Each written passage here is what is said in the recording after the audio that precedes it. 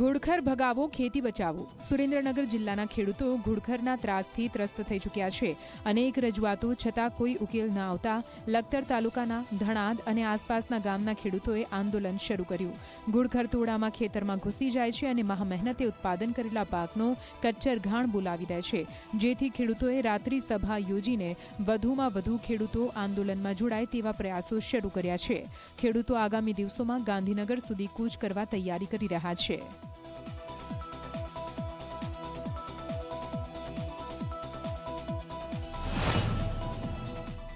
અને આ ઘુડખર પ્રાણી રહ્યું એક દિવસમાં અમારું ખેતર સાફ કરી નાખે છે, તો ખેડૂતના મોઢામાં આવેલો કોરિયો છીનવાઈ જાય છે।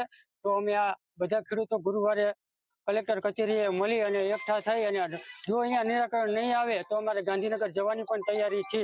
ડીએફઓ કચેરીથી આનો એક એક્શન પ્લાન તૈયાર કરવામાં આવે, કારણ કે આ શેડ્યુલ 2 પ્રમાણેનું પ્રાણી છે, વન્ય પ્રાણી છે અને એનું જે આરક્ષિત અભયારણ્ય જાહેર કરેલું છે ત્યાં સુરક્ષિત રીતે આ પ્રાણીને ત્યાં ખસેડવામાં આવે, જેથી અમારા માલને નુકસાન થતું અટકે।